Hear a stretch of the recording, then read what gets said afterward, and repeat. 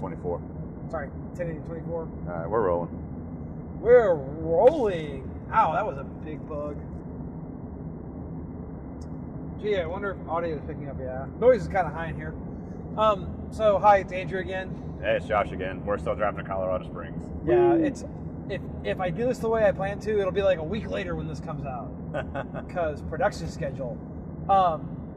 We're about to go through Novice or Novus or however you say that. Novice. We're novice podcasters. I think that's accurate for today. Fair enough. Yeah. So I figured for our second one on this road trip, something you tell me a lot that you hear because you deal with customers more than I do in terms of like before and after we do the shoot, is that people say we work really hard, like we appear to have a really good work ethic.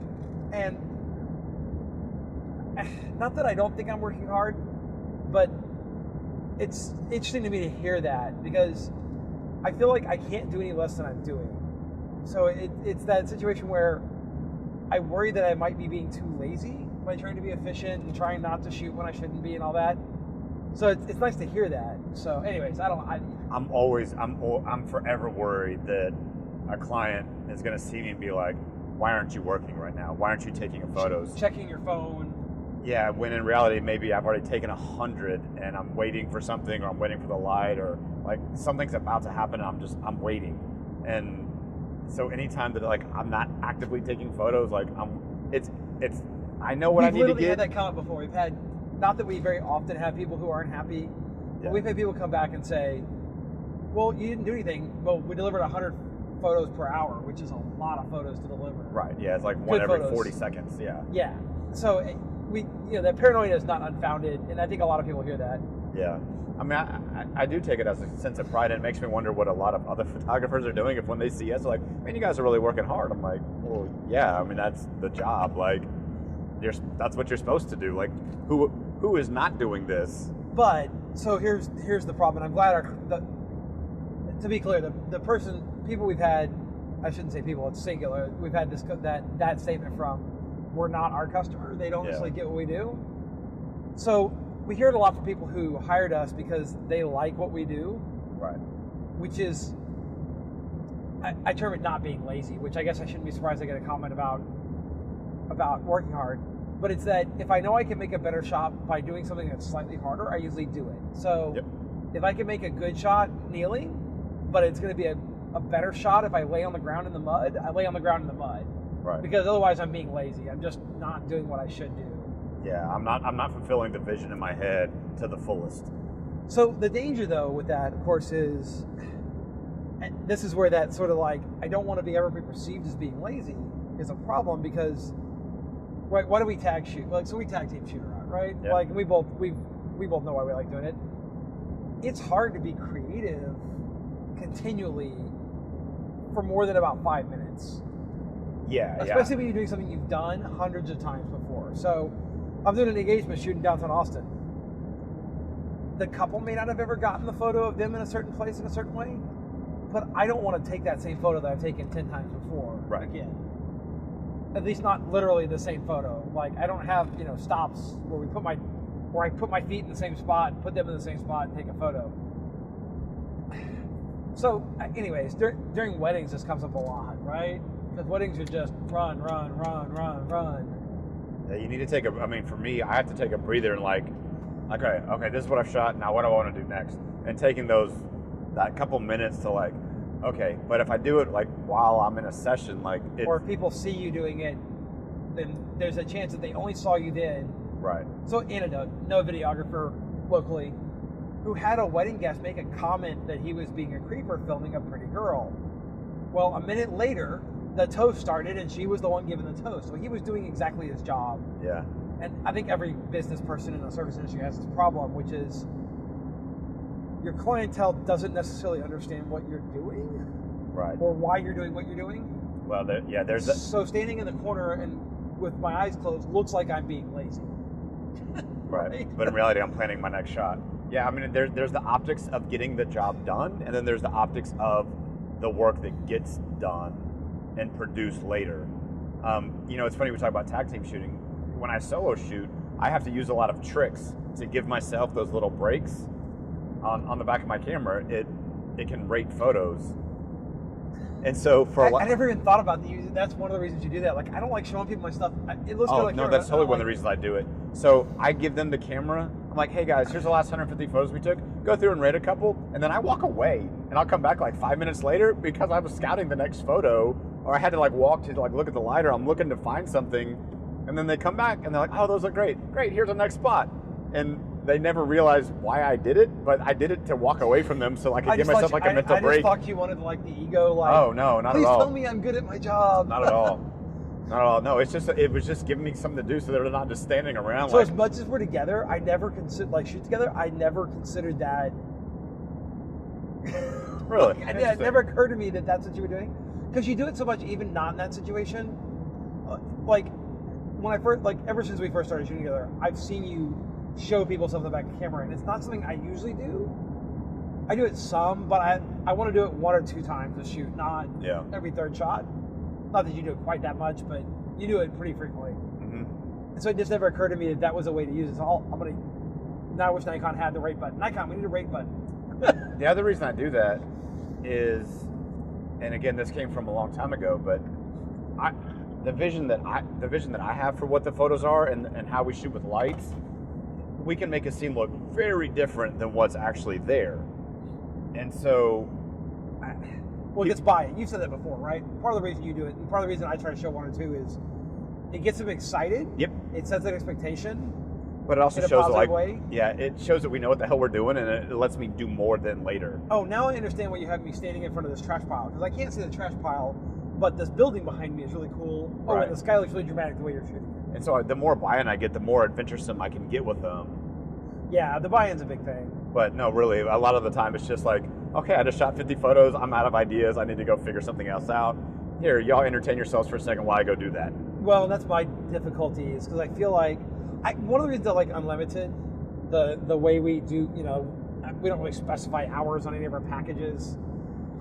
Partially because it's not about time, and time is not about quantity. Right. The more I shoot, the more I go out and I'll spend 4 or 5 hours and come back with 2 photos, which sounds crazy. But if they're 2, Ansel Adams said this, right? If you make, a year where you make a couple portfolio, I think he said, a year where you make 1 portfolio photo is a good year. I think it was 10, but yeah. Or 12 or whatever, 1 a month, right? And this is Ansel Adams. This is somebody who's shooting every day commercially and doing landscape. He's known for his landscape, but he was a commercial photographer, basically. The more you shoot, the harder that gets, too, right? Because that bar gets, if you're growing as a photographer. If you're not growing as a photographer, then this whole discussion is pointless. But I know for me, shots I make now and go, would have been... Yeah, the leading photo in my... Would have been my number 1 photo that I shared. Right. 3 years ago. 2 years ago. Also talking about that working hard, though, I think we do kind of internalize it in a sense that continually pushing, like both micro, like on a shoot, we continually pushing, but then in the macro sense of, look, weddings are a big part of what we do. We all know that, but how can I get better at weddings? Well, a wedding has a lot of different parts. It has portraits, it has macro, it has lifestyle, it has moments, it has all these things. Okay, well, how can I get better at each of those things when I'm not shooting a wedding, so that then I can bring those skills back into a wedding and make that little part better and continually grow there? Well, we really shoot other things like we shoot weddings. We shoot weddings like we shoot other things. So, right, think about, the Corvette shoot we did, right? Yep. We were on a road, it wasn't closed, so we had to be quick. We were doing it at sunset, so we had, 15 minutes when we could do it. And it was a complicated set of pictures to execute. But that really is very similar to how our weddings usually go. Because no matter how much, we have great clients who want to give us time, who ask us about schedule. But no matter how much buffer we build in, if a hair and makeup person's 2 hours late, or, an aunt food's late getting out, or whatever. Aunt has car problems. The band doesn't show up. The band doesn't show up for 2 hours until it's supposed to. Right? I would say half of our weddings, not only does the buffer that was built in disappear, but half of our photo time disappears. Yeah. So part of us working hard is that when we have no choice, because we have 15 minutes to make portraits, which sounds like a lot of time until it takes you 5 minutes to walk down because you got to walk somewhere. Yes. And the Set of bride, light the groom modifiers. can't run in heels. Yeah, she's in a big dress. He's in a tux. It's hot outside. They don't want to move too fast. And they're not professional models, so posing them takes a little bit of time. Yeah. I mean, so like the Lone Star Wake people, when we shot wake surfing for them, basically just for social media, we hung out on a boat, and just by necessity of the boat, right? We shot some together, but there was limited ability to shoot at the same time. Mm-hmm. So like one of us was chilling a good bit of that shoot, just hanging out, talking to people. And that was one of the shoots I was thinking about where you told me, you know, we got a compliment about how hard we worked. And I worked hard, but I didn't feel like I looked like I was working hard. Yeah. Well, I didn't feel like I was like continually like, I was telling, I mean, I probably took 30 minutes where I was just like, cool. The light wasn't great. I was like, all right, I'm just going to chill.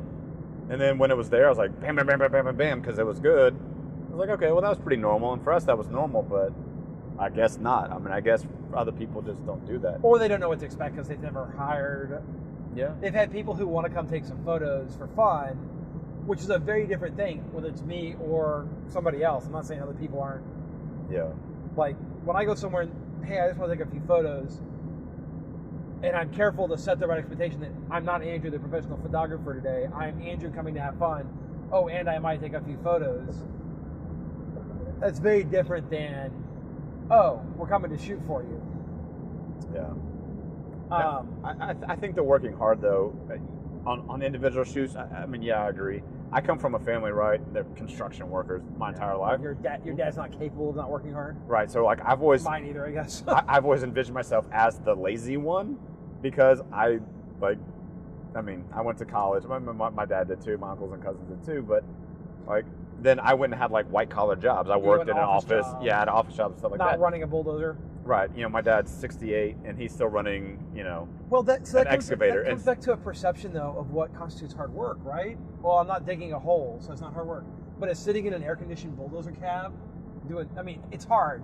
But when we think about hard manual labor, right? If you're out there with a shovel in 110 degree heat, yes, no one's going to argue that that's hard work. But is it any less hard spending 12 hours in front of a computer worrying about lots of details, whether it's writing software or, like, in many ways, they're exhausting in different ways, right? One's physically exhausting and one's mentally exhausting. And a lot of times for me, my vacation is to go do something physical because physical exhaustion is not hard for me. Right. And we get physically exhausted at weddings because the wedding is 16-hour day for us sometimes. Running. And people, it makes me happy when we get a comment running about why we work hard because sometimes I feel like we'll stop and take a break and people are giving us like that stink eye, like, why aren't you working? It's like, I've been here since 10 a.m. and it's 8 p.m. and I haven't had a break all day. Yeah. And that's not a complaint, but occasionally I got to stop and have a glass of water and sit down for 2 minutes. Right. Like, think about working an 8-hour day on your feet and not stopping. So, anyways, the physical component, though, is not what's exhausting about that. Really, the wedding, it's how can I make a new photo in this situation? That's hard. That creative labor. Right? We have this stigma in the United States of like, oh, well, you're a graphic designer. You sit at a desk. Well, if you design logos every day, coming up with a logo that doesn't suck 20 times in a row, that's different, that matches the client expectation, is freaking hard. Yeah. And it's hard in a way that's not physically exhausting. But that doesn't mean it's not exhausting. Right. Anyway, so we spent a lot of time doing the computer part too. Yeah, you know, I mean, like I say, I think, you know, on the bigger scale, though, I mean, I feel that hard work for us is like, it's almost easier to do like one big exhausting physical thing, but like the continually mental push over the course of like a month to grow the business, to get better, to like... to not watch TV when I get home, when I've worked 5 days already, 12 hours a day. Right. Oh, and now I have to produce marketing materials and you have to deposit checks, and I've got to... You know, that list of laundry list that never gets shorter of stuff we have to do to earn money to pay our bills. Yeah. I mean, to me, that's what I'm more proud of. I'm more proud of the business side of what we've been able to grow than any one photo I've ever taken, because we've taken something that everybody wants to do. I mean, literally, I have conversations every job we're at, we're like, oh man, you're so lucky. You get to work from home. You know, you get to like go travel and like do things, and that's amazing. Everything is fun until it's a job. Yeah, I'm like, and yes, there's parts of it that are great. I mean, I love what I do, but for me, the bigger part is that we've worked so hard over such a long period of time that we're seeing those rewards of, you know, recognition and whatnot, but that we've been able to grow a business, and that now we can start helping other people to get to that point where they can come along. So I mean that's our own, like, we know we work hard behind the scenes, like that's a difficulty. But part of it too, I think the difference between us and other photographers, and you do it better than me, I'm getting better at it, but our attitude during the shoot is that it's about having fun and a good experience. Yeah. And I think for some people that translates to us working hard in their mind. Maybe. Because we're trying to make sure they have a good time also. Yeah, I never right, thought it's about not that. it's not just about fighting, you know. Some photographers, I'm not a people photographer, right? Like I'm getting to be more of one, but I'm an introvert. You know, the idea of doing portraits was never something I said, I want to be a photographer so I can do portraits. But like for weddings, for example, or our longer engagement shoots, part of what goes on there is his relationship that gets formed. Mm-hmm. Again, so we start worrying about making sure they have a good time and trying to make the experience good in general. So yes, you get great photos, but also you had an entertaining day. You know, it's the show. Yeah, for me, you know, talking about like engagements, I think that's a good point though. When I got married, like I did engagement photo, you know, shoot, and this is before I was into photography, but I wasn't A photographer. a photographer yet. And like they were good. They're still hanging on our wall. They were good, but like it was. You don't okay. look back and go, man, that was a really fun day to hang out. Right. It was just like, okay, that's Adrian cool. and I are the same way. Yeah, it's like, all right, whatever. And then, We're not terribly. They're okay. We don't love the photos, but it also wasn't an experience. right. And the shoot that changed it for me, my college roommate, they were getting married, and he's a super creative guy, but doesn't really want to be in front of the camera. And so it was the Indiana Jones engagement shoot. And I went like crazy, right? We had costumes, we had props. You know, it actually got picked up by like a national blog. Like it was really cool. And for the first hour, he was fighting me. Like he was just fighting me. Like didn't want to do it, wasn't into it.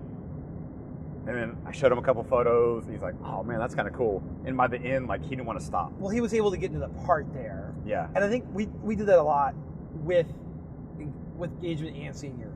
Right. But Give them a role to play. Exactly. But that was the shoot that kind of crystallized it for me. Of it's more than just what the photos I can produce.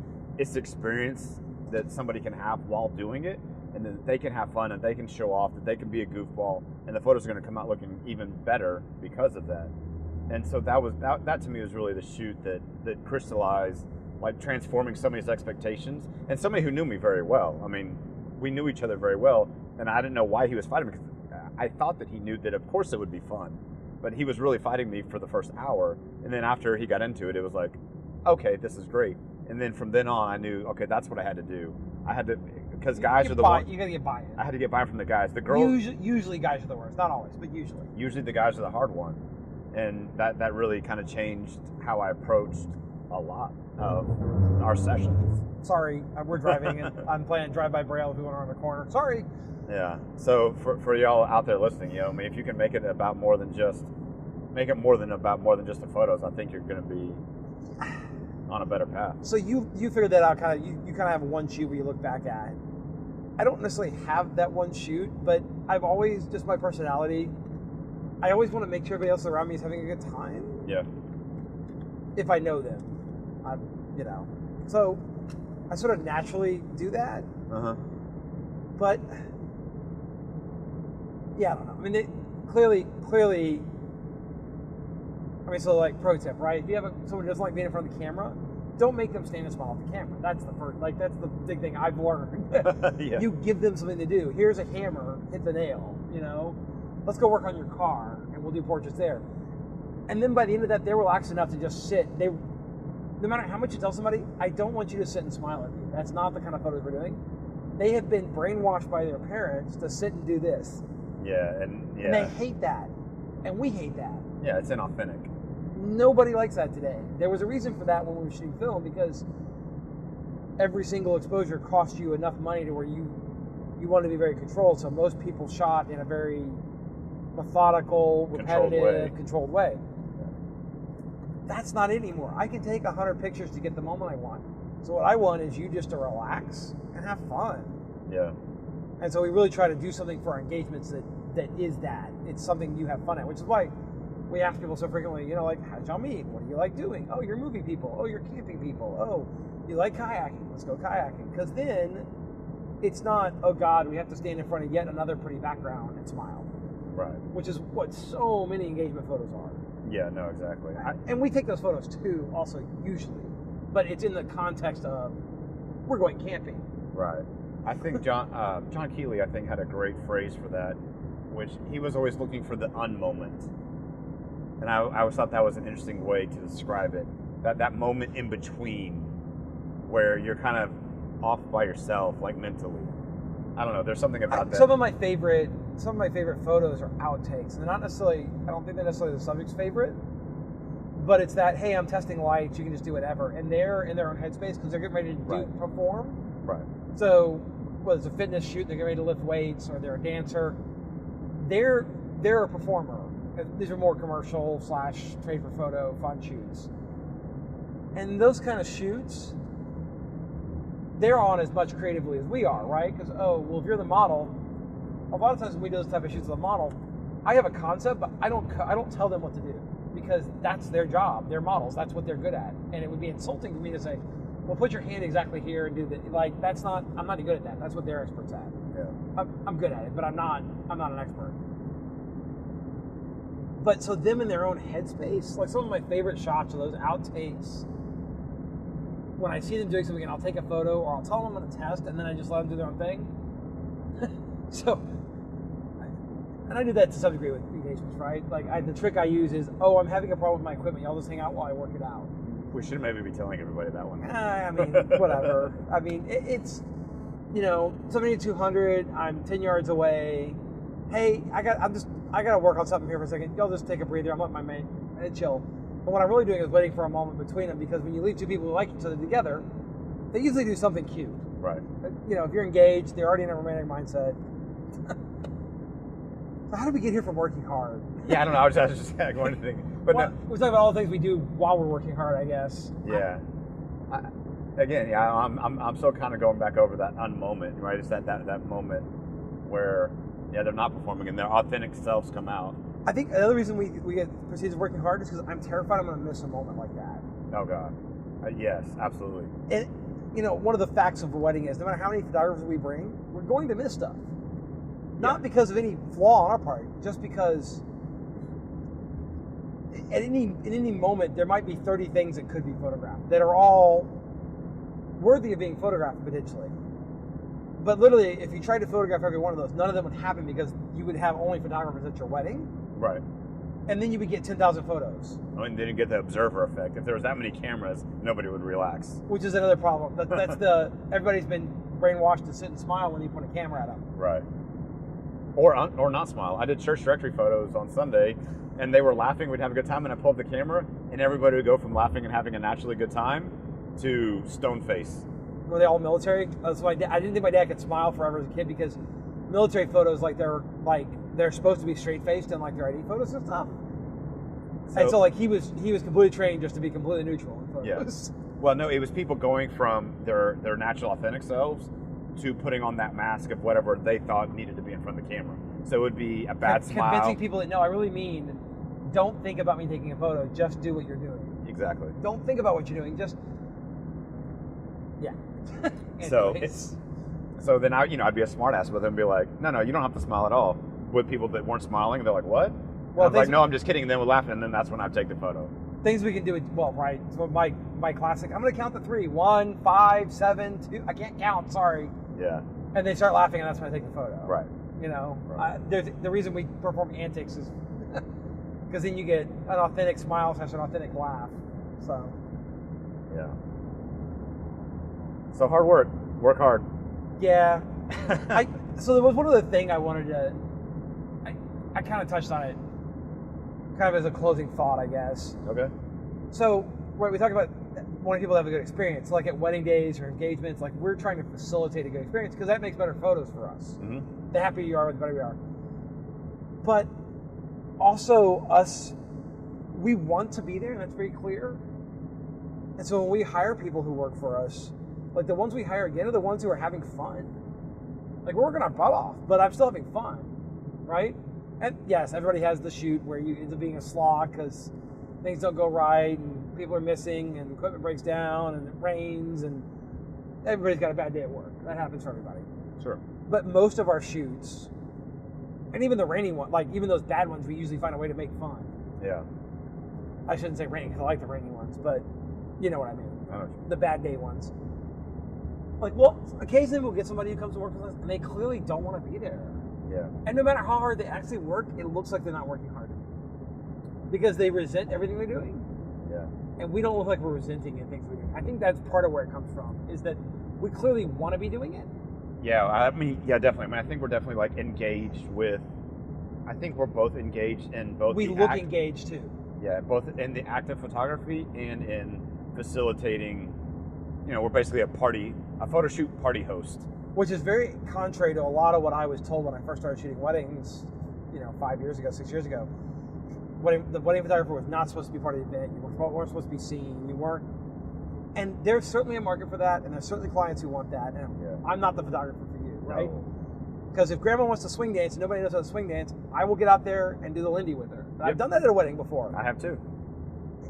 And it's not a violation because I'm helping everybody have a good time. There are things I could do that would be a violation in that same vein, right? Like, I'm not saying you can do whatever you want, but the question for me is always, is this going to make the day better for the people here? That's exactly what I was going to say. Then I'm going to do it. That's exactly what I said. If at all possible, I'm going to do it. Maybe I can't because I have other responsibilities, right? Like, my job is not to dance. That's not my job at a wedding. Right. But if there's an opportunity, 4-hour reception, an hour in, we've got all the coverage we need in terms of delivering good candidates from the reception. We hang around because moments might happen. But the rest of that evening, we don't have to be actively shooting as hard as you might think to get the photos. Yeah. The biggest problem we have is we have too many photos when we get back. Not enough. How many times have you taken 2,000 wedding photos? We both get back and we've both taken 1,600 photos, and we should be delivering 1,000 total. But my point is, how many times have you shot 1,600 in a day? And then a day you're like, I didn't really shoot anything today. Yes, that happens all the time. I didn't shoot anything. Man, I don't feel like I got anything good. And then like you go through them the next day or the day after. Where am I going? Not stay here. Stay here. Okay, good. Sweetwater. Yeah. And you go back like, oh yeah, we shot that. Oh yeah, those were good too. Oh yeah, those were good. But I forgot about all those. Yeah, but at the end of the day, 1,500 photos, you're like, I didn't get anything. So I think that's a good place to wrap up. Okay. So cool. We're in Abilene. Let's find lunch. All right, let's find lunch.